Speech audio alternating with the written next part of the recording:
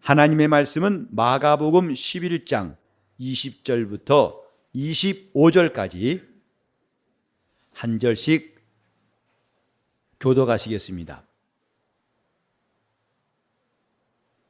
저희가 아침에 지나갈 때에 무화과 나무가 뿌리로부터 마른 것을 보고 생각이 나서 여짜오되 랍비여 보소서, 저주하신 무화과 나무가 말랐나이다. 예수께서 대답하여 저희에게 이르시되 하나님을 믿으라. 내가 진실로 너희에게 이르노니 누구든지 이 산더러 들리어 바다에 던지우라 하며 그 말하는 것이 이룰 줄 믿고 마음에 의심치 아니하면 그대로 되리라. 그러므로 내가 너희에게 말하노니 무엇이든지 기도하고 구하는 것은 받은 줄로 믿으라. 그리하면 너희에게 그대로 되리라. 서서 기도할 때 아무에게나 혐의가 있거든 용서하라. 그리하여야 하늘에 계신 너희 아버지도 너희 허물을 사하여 주시리라 하셨더라. 아멘. 예수께서 종려주일에 예루살렘에 들어오셔가지고 성전에 아침에 나가실 때에 주님이 시장하셔서 무화과 나무를 발견하셨습니다. 그리고 혹시 먹을 것이 있을까 하여 그 나무에 접근했지만 아직은 무화과 때가 아니라서 열매가 없었고 주님께서 얻고자 하시는 그 열매를 찾지 못했습니다. 이때 예수께서 그 무화과를 향해서 말씀하시기를 다시는 사람이 내게서 열매를 얻지 못하리라고 하셨습니다. 그 이튿날 일행이 주님과 함께 성전에 들어가다가 베드로가 그 무화과 나무가 뿌리채 마른 걸 보고서 말하기를 주여, 저주하신 무화과 나무가 말랐나이다. 어저께 주님이 말씀하신 대로 무화과 나무가 말랐습니다. 그때 베드로가 얼마나 놀라서 그랬을까요? 신기하기도 하고 주님이 말씀하시니까 그 나무가 뿌리채 말라버렸다. 그래서 발견해가지고 주님 이런 일 있지 않습니까? 이때 예수 말씀하시기를 하나님을 믿으라. 하나님을 믿으라고 말씀하셨어요. 주님이 이 말씀하실 때에 곁에 있던 사람들은 불신자가 아니에요.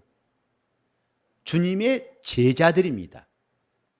그들을 향해서 하나님을 믿으라고 하셨어요. 베드로에게 말씀하신 것뿐만 아니라 또 주님은 계속해 말씀하십니다. 누구든지 했어요.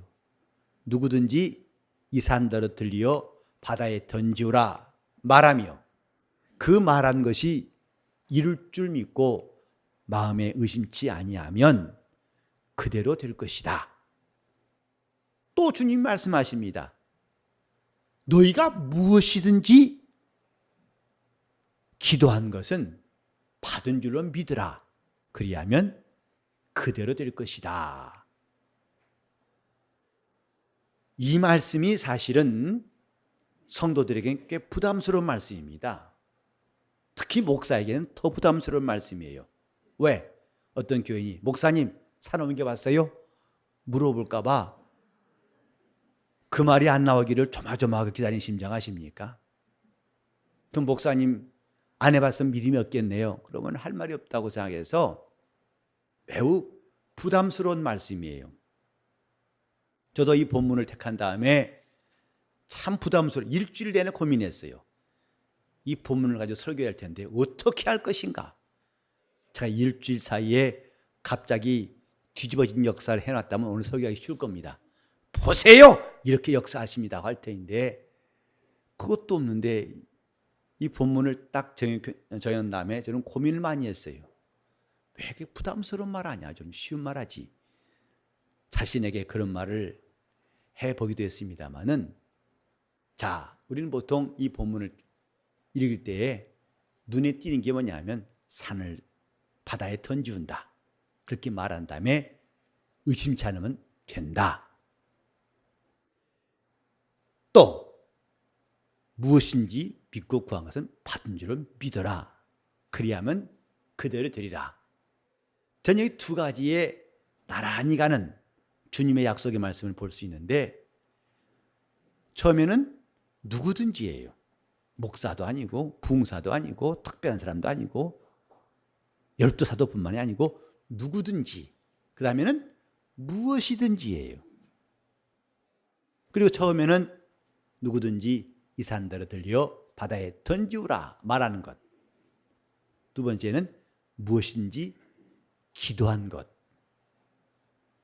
그리고 공통점이 뭐냐면 믿으면 그대로 될 것이다. 이건 둘 다 공통점이에요. 하나님 말씀은 이런 특성이 있습니다. 제한이 없어요. 누구든지 또 무엇이든지. 하나님께서 우리가 기도를 많이 한다고 해서 야, 좀 살살해라. 너 많다. 조금만 구해라. 절제시킨 적이 없어요. 무엇이든지 누구든지. 이것이 하나님 약속의 특징입니다. 그래서 이 본문에 가장 눈에 띄는 것, 또 마음에 남는 게 뭐냐면 산아 들려 바다에 던지우라. 혹시 여러분 이 말씀 읽고 이대로 해보신 적 있어요? 저 북한산 가가지고 산아 들려 바다에 던지우라. 어디로? 서해바다로 했을 때 아마 됐다면 지금 그 산이 없겠죠. 근데 아마 산이 남아있는 거 보니까 아무도 안 한 것 같아요. 산아 들려 바다에 던지우라. 어떤 분은 저한테 와서 이 말씀은 예수님이 이를테면 비유로 하신 말씀이지, 이를테면 그렇다는 뜻이지 그걸 액면그대로 믿으면 안 된다. 이렇게 말한 분도 있었어요. 자, 우리는 이런 말씀을 드리면서 한 가지 간과한 것이 있습니다. 이것보다 먼저 있는 말씀이 뭐냐면 하나님을 믿으라예요. 하나님을 믿는 사람들에게 이런 약속이 있다고 보는 것이 성경을 제대로 이해한 겁니다. 즉 그 앞에 전 단계는 무시하고 그 뒤에 결과만 구하는 거, 우린 그런 오류를 종종 범하기도 하는데 신앙생활도 마찬가지예요.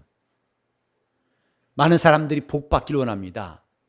그래서 복을 받기를 사모하지만 어떤 또 사람 비난해가지고 맨날 교회 가면 복 받으란다고.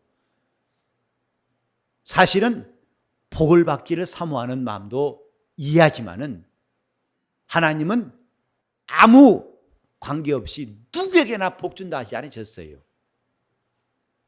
이 말씀을 내가 순종하고 의지하라. 내가 내 말을, 오늘날 내가 하는 말을 듣고 준행하면 너는 복을 받을 것이다. 또 이 천지를 불러서 증거를 삼노니 그들이 증인이다. 하나님 말씀에 순종하면, 그래서 시편 1편에도 복 있는 자에 대해 말씀하시기를 악인의 길을 쫓지 아니하고 죄인의 길에 서지 아니하고 오만한 자 자리에 앉지 아니하고. 어떤 사람이 복 있는 사람이냐?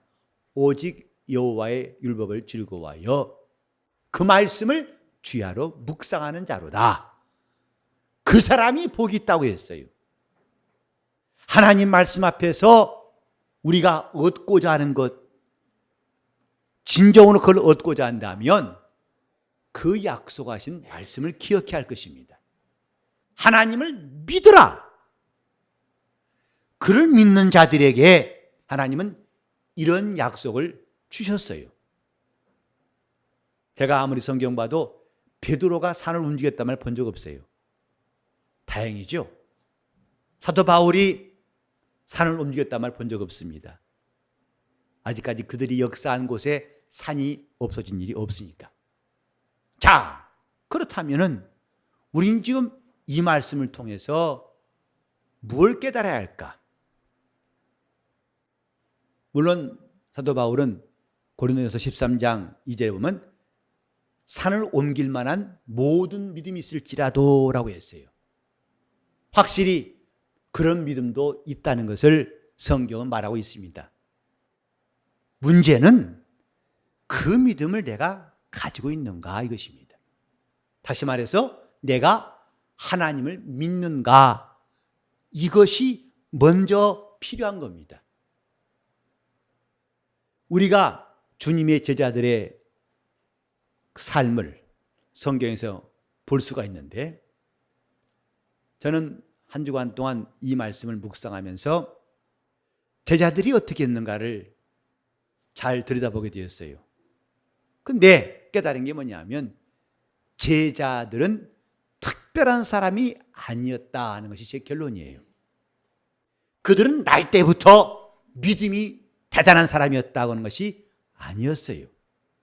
그들은 주님과 함께 있을 때에 완벽한 제자가 아니었다는 사실을 성경에서 볼 수가 있습니다. 베드로, 그가 주님께 칭찬받은 기억 아시죠?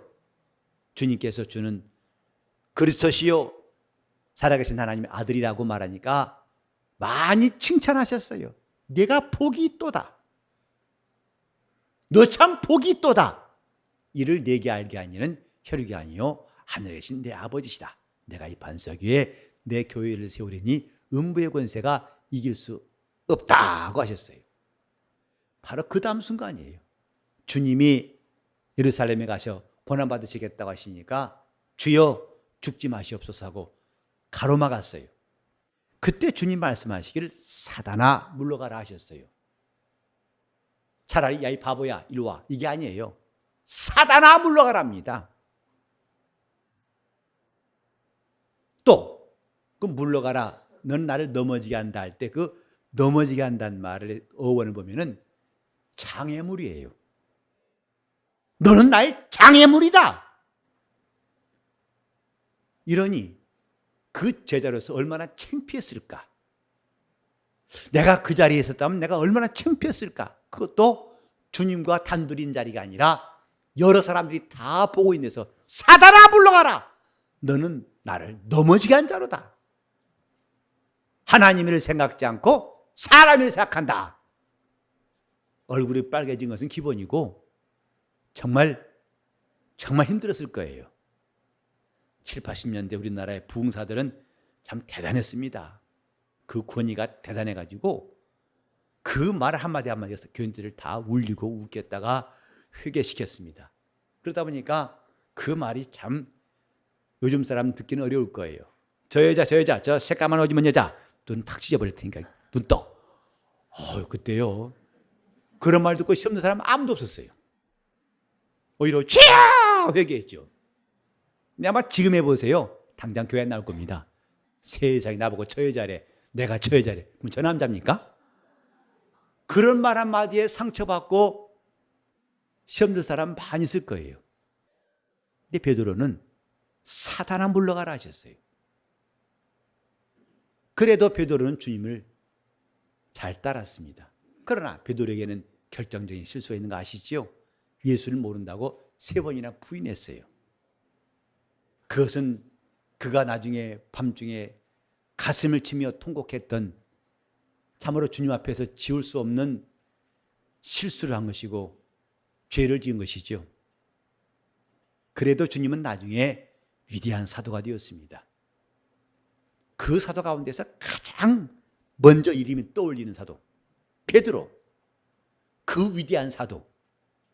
그래서 그가 얼마나 대단한 사람이었던지 이달리아데라는 군대의 백부장 고넬료가 하나님의 계시를 받고서 베드로를 초청했습니다. 마침내 베드로가 왔어요. 얼마나 그가 기쁘고 감사했던지 그냥 그 앞에 엎드려 절했어요. 그때 베드로가 말했어요. 일어나라, 나도 사람이다 그랬어요. 그렇게 대단하고 훌륭한 사도, 모든 사람이 그 놀라운 역사를 경험한 그 하나님의 능력의 손으로 일하는 사도를 보고 다 부러워하고 심지어는 저절로 무릎을 꿇고 절하려고 할 때도 아니다, 나도 사람이다. 과연 제자들은 사람이었다는 것, 그것이 우리에게는 큰 용기를 주고 담대함을 줍니다. 그들은 실수했어요. 연약했어요. 요한과 야고보는 주님이 별명을 주셨어요. 보아너게라 해서 우레의 아들이다. 번개치는 번개 아들이다. 벼락의 아들이다 이 말이죠. 벼락고 말고 벼락과 벼락을 오해하지 마세요. 벼락 치듯이 막 화내고 주여 저런 사람들이 왜 주님 앞길 막습니까? 그냥 불을 명해서 다 살라버리죠. 사마리아 마을에 그렇게 말했을 때도 내가 하는 말을 내가 모르는구나 하고 그 불같은 성격을 갖고 있던 두 형제에게 보아너게라고 하신 적이 있습니다만은 나중에 가장 오래 산 사도가 되었는데 그는 100세를 살면서 주님의 제자로서 가장 아름다운 모습. 그래 요한이 에베소 교회에 가서 설교할 때에 형제들이여 사랑하시오 한마디에 하면 온 교인들이 감동받았대요. 사랑의 사도라는 별명도 얻었습니다마는 이 요한도 그렇죠. 베드로뿐만 아니라 또 한 번은 저 벙어리 되고 귀먹은 귀신 들린 자를 데리고 왔을 때에 그들이 다 한 가지 달라붙어 가지고 귀신을 쫓으려고 했지만 나가지 않았어요. 낭패를 당했습니다. 그래서 주님께 와가지고 나중에 주님이 그를 쫓아내신 다음에 우린 어찌해서 할 수 없었나이까? 기도 외에는 이런 유가 나갈 수 없느니라 하고 주님 말씀하셨죠. 여러분도 저도 귀신 쫓다가 낭패 당한 적이 있어요. 그것이 때로는 창피하기도 하고 또 부족해 부끄럽기도 합니다. 그러나 그것 자체가 나는 주님 앞에서 쓸모가 없고 버림받았고 자격이 없다 이 말은 아니다 이 말이죠. 주님의 제자들 그들은 분명히 사람이었어요. 신이 아니었다 이 말입니다. 그럼에도 그들은 주님의 제자가 되었고 마침내 위대한 사도로서 복음을 위해서 끝까지 순교했어요. 그게 왜 그랬을까? 오늘 하나님을 믿으라 하신 이 말씀을 우리가 함께 상고해 보기로 합시다. 그들이 완전해서 주님의 제자가 아니고 그들이 대단해서 사도가 아닙니다. 그들은 우리와 똑같은 사람이었어요.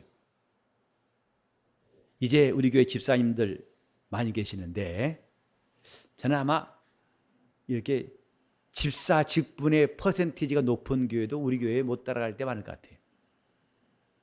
거의 다 집사님이시죠? 아닌 분들이 아마 희귀합니다. 그렇기 때문에 덩달아서 집사님이라고 불림을 당하기도 해요. 근데 그 집사란 직분이 때로는 버거울 때가 많아요. 특히 나 몰래 술을 홀짝 마시다가 내가 집사 맞나? 누가 물어봤나요? 자신이 자신에게 묻습니다. 또 화투 치다가 노름하는 게 집사 맞나? 누가 물어봤나요? 본인이 물어보는 겁니다. 목사 역시 마찬가지예요. 저도 때로는 운전하다가 성질낼 때 많습니다. 하고 싶을 때 많아요. 목사 맞아? 다른 사람이 묻기 전에 저부터 물어봐요. 근데 우리는 여기서 알아야 할 것은 집사의 직분을 받은 것은 집사가 되라고 하는 것이라 생각합니다. 목사 안수 받은 것은 이제 완전한 목사가 되었다가 아니라 목사가 되라는 그 시작이라고 저는 생각해요. 그래서 계속 목사가 되어가고 집사가 되어가고 주님 앞에 칭찬받는 집사가 되어가고 주님의 제자들도 제자가 되어갔구나 하는 것을 성경에서 깨달을 수가 있습니다. 그게 뭐냐? 계속 하나님을 믿으라. 하나님을 믿으라. 하나님께 대한 신뢰는 처음부터 생기지 않습니다. 여러분 베드로가 배와 그물을 버려두고 주님 따를 때에 믿음이 충만해 그랬다고 생각하십니까? 저는 그렇게 생각하지 않아요. 하나님 저를 감동하셔서 마치 지남철에 쇠가 끌리듯이 자석에 끌리듯이 그 말씀을 순종하도록 감동하시니까 남들이 하기 힘든 결단을 하고 주님을 따른 거라 생각합니다. 그리고 그 다음부터 그는 주님을 따라다니면서 점점 이분이 이런 분, 이분이 이런 분, 이분이 이런 분, 그분께 대한 신뢰가 점점 더 쌓인 것이라 생각합니다. 왜냐하면 그들은 함께 주님과 함께 배 타고 건너가다가 풍랑이라니까 두려워했어요. 거의 죽을 쯤이나 생각해서 주님을 흔들어 깨웠지 않습니까? 주여, 우리가 죽게 된 것을 돌아보지 않습니까? 그때 주님이 바람과 풍랑을 꾸짖은 다음에 뭐라 하셨습니까? 어찌하여 두려워하느냐? 믿음이 적은 자들아고 말씀하셨어요. 처음부터 베드로는 믿음이 충만한 사람이었다고 여겨지지 않습니다. 그도 우리와 같은 사람, 주님 앞에 때로는 꾸지람도 당하고 면책도 당했던 사람, 심지어 나중에 베드로는 사도 바울 앞에서, 그보다 연소한 바울 앞에서 면책당하기도 합니다. 내가 어찌해서 내 자신도 지키지 못하는 그 무거운 짐을 사람들에게 지게 하느냐. 외식함에 대해서 나이 어린 그 연하의 바울한테 꾸지람 받기도 합니다. 그게 사도 베드로였어요. 그러나 마침내 그가 떠날 때에는 그는 주님 앞에서 담대히 내가 죽게 갈 때가 가까웠다 말하고, 그의 마지막 축도가 무엇인지 아십니까? 우리 주 예수의 은혜와 저를 아는 지식 가운데서 자라가라. 주 예수의 은혜가 너에게 있을지어다. 이게 마지막 축도였어요. 믿음은 금방 생기는 거 아닙니다. 하나님을 믿으라. 그 믿음은 번개불에 콩태 먹듯이 갑자기 생긴 것이 아니고, 신뢰는 계속 그분과 함께 있을수록 생기는 거예요. 신앙생활은 그분과 함께 있을 때에 제대로 할 수 있어요. 주님께서 12를 부르실 때도 말씀하셨죠. 목적이 뭐냐? 첫째, 자기와 함께 있게 하시고, 둘째, 전도도 하게 하시며, 세 번째로 더러운 귀신을 내어쫓는 권세가 있게 하심이라고 마가복음 3장 13절부터 15절에 말씀했어요. 주님이 그들을 부르신 것, 그들은 처음부터 권능자가 아니었어요. 처음부터 산을 반짝 들어서 바다에 던질 수 있는 그런 사람들이 아니었습니다. 그들이 3년 동안 주님과 함께 있던 시간들, 저는 그 시간들을 주님이 평가하신 것에 대해서 누가복음 22장 28절에서 찾고 싶어요. 너희는 나의 모든 시험 중에 나와 항상 함께한 자들인즉, 이렇게 하셨어요. 유다가 이미 떠난 다음에 11명의 제자를 두고 하신 말씀이에요. 곧 최후의 만찬을 마치시고 겟세마네로 이동하신 사이에 하신 말씀이죠. 너희는 나의 모든 시험 중에 나와 항상 함께한 사람들이다. 곧 이랬다 저랬다 왔다 갔다 한 게 아니라 항상 내 편이었느니라고 말씀하시고, 29절에 말씀하시기를 그러므로 아버지가 나에게 나라를 맡기신 것처럼 나도 너희에게 나라를 맡겨서 나와 함께 보좌에 앉아 이스라엘 12지파를 다스리게 하겠다고 말씀하셨어요. 저는 그 주님의 평가, 11사람에 대한 주님의 평가가 참 부럽습니다. 너희는 나의 모든 시험 중에 항상 나와 함께한 사람들이다. 그들이 그 다음에 성령 받고 참으로 훌륭한 사도가 되었습니다. 우리는 하나님을 믿으라는 말씀, 한번 듣고 지나친 말씀이 아닙니다. 믿음은 그분께 대한 신뢰예요. 그분을 신뢰하는 거 금방 예수 믿자마자 생긴다고 할 수는 없어요. 그분과 오랫동안 함께한 사람이 그분을 많이 신뢰할 수 있어요. 그러므로 우리가 하나님을 믿으라 하신 이 말씀을 실천하기 위해서 첫 번째로 우리에게 필요한 것은 그분을 떠나지 않는 겁니다. 이것이 제일 중요한 거예요. 이제 우리 여름 수련회가 다가오고 있는데 제목을 미리 말씀드리죠. 우리 교회 표와 연관지어서 너희가 내 말에 거하면, 이것이 금년 수련회의 주제예요. 주님이 참 제자가 되기 위한 조건을 말씀하실 때 너희가 내 말에 거하면 하셨어요. 주님의 말씀에 머무르면, 다른 말로 하면 주님 말씀을 떠나지 아니하면, 이 뜻이에요. 우리가 하나님의 믿음을 가지는데, 그 마가복음 11장 22절에 우리 성경에는 하나님을 믿으라고 되어 있지만은 헬라어 성경 보면은 하나님의 믿음을 가지라고 되어 있어요. 하나님이 주신 믿음을 가지기 위해서는 첫째로 우리는 그분을 떠나지 말아야 한다, 이 말이죠. 시험이 닥쳐와도 그분을 떠나지 않으면 이길 수 있어요. 어떤 불같은 시험이 무서운 게 아니라 그분을 떠나는 게 위험한 것입니다. 주님의 말씀대로 풍랑 위를 걷던 베드로가 갑자기 풍랑이라는 걸 보고 무서워 빠져버렸어요. 풍랑이 무서운 게 아니라 주님이 안 보이는 게 무서운 거예요. 주님이 보이는 사람들은 무섭지 않습니다. 주님을 떠나지 않은 사람은 반드시 어떤 시험도 이길 수 있어요. 그 말씀을 마음에 품고 산 사람은 기어이 그 믿음이 성장하고 하나님께 대한 신뢰가 쌓일 수밖에 없어요. 부부가 왜 부부인지 아십니까? 오래 살아야 부부예요. 그래 옛날에 주례사들이 대부분 그랬어요. 가문 머리 팥뿌리 되도록 살겠느뇨? 그죠? 아마 요즘 사람 같으면 지겨워 어떻게 다 살아. 밤만 살아도 힘들 텐데 이럴지 모르겠지만은 그게 결혼 서약이었어요. 근데 오래 살아보니까 그 사람을 알아요. 사람은 잠깐 겪어봐서 모릅니다. 오래 살아보면 알아요. 그래서 나를 제일 잘 아는 사람, 나와 함께 가장 오래 있던 사람이에요. 그래 부모님도 모르는 것을 부모님보다 더 오래 산 사람 통해서 알 수 있어요. 사람들이 장성하기까지 요새는 결혼 연령이 많이 늦더군요. 그러나 보통 저는 그 당시 25세라고 했어요. 25살에는 결혼하라고 했었는데 지금 거의 꿈 같은 소리죠. 근데 부모와 살았던 시간은 대개 20여 년밖에 안 돼요. 그러나 어떤 사람처럼 금혼식을 가봤는데 50년 산 겁니다. 갑절로 산 거예요. 그러니까 눈빛만 봐도 안다는 거죠.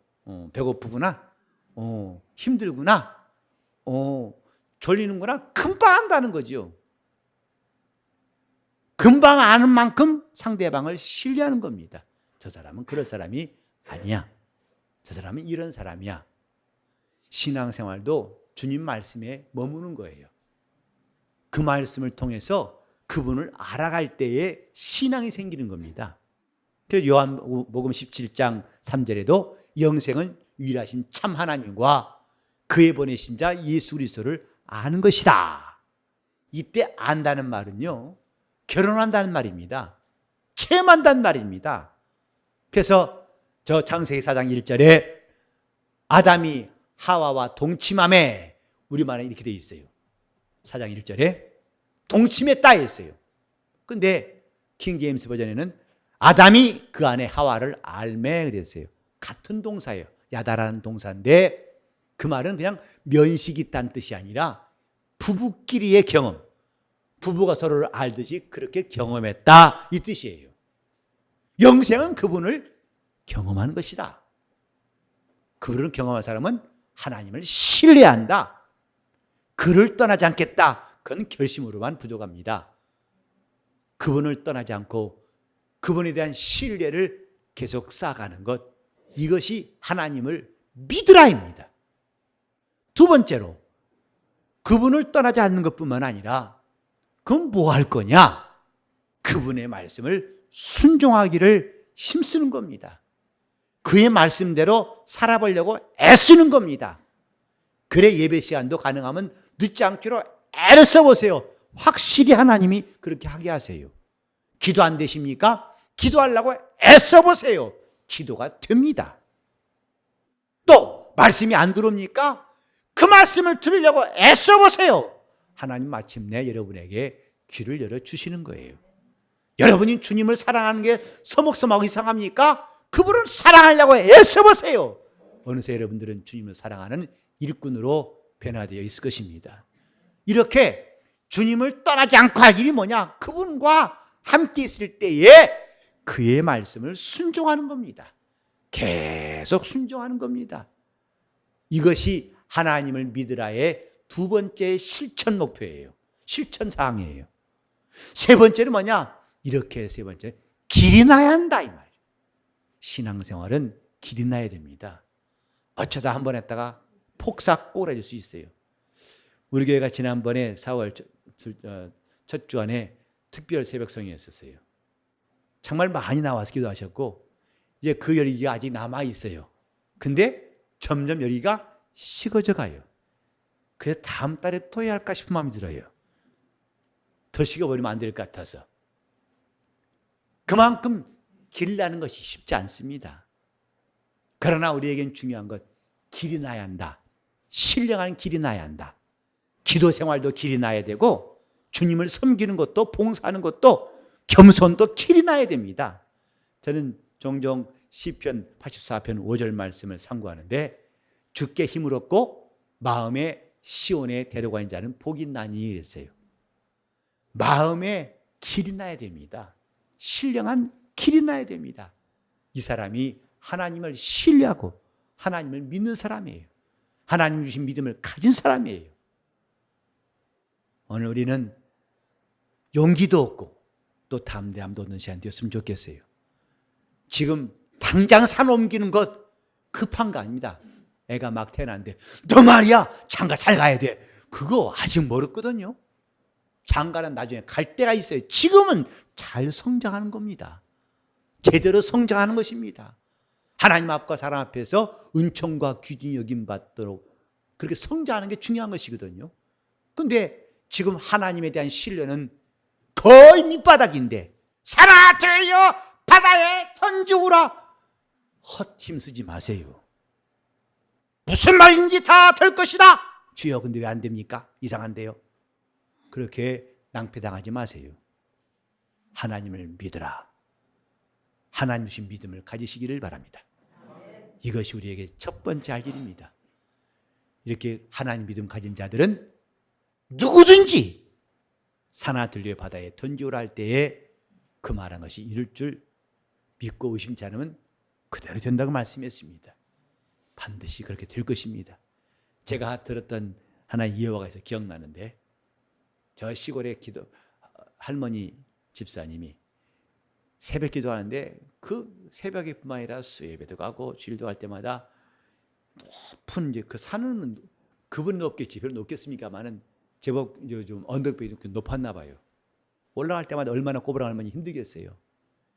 그래서 갈 때마다 산아 싹 꺼져라. 산아 싹 꺼져라 했다는 게. 주님 말씀이 기억나죠. 산아 싹 꺼져라. 싹 꺼져라. 몇 년 후에 꺼졌어요. 고속도로 난 바람에 닭을 밀어버렸어요. 그래가지고 이제는 그 밑에 통로로 다니게 됐어요. 이제 올라갈 것도 없이 그 아래 지하 통로로 다니면서 싹 꺼진 삶 보고서 그때 그분이 어땠을까? 오늘 믿는 사람들의 말에는 권세가 있고 하나님은 그 믿음의 말에 귀를 기울이십니다. 그 전에 먼저 우리는 하나님을 믿는 사람 됩시다. 그분을 떠나지 않고 그 말씀에 길들일 수 있기를 예수 이름으로 축원합니다. 기도하시겠습니다. 기도하실 때 내 영혼이 하나님을 믿는 사람 될 수 있도록 통성으로 기도하시겠습니다. 하나님 아버지, 우리가 믿고 의지하오니 우리 믿음이 점점 더 주님께 대한 신뢰가 점점 더 커지게 도와주시고 그 신뢰가 쌓일 수 있도록 인도하여 주시기를 원합니다.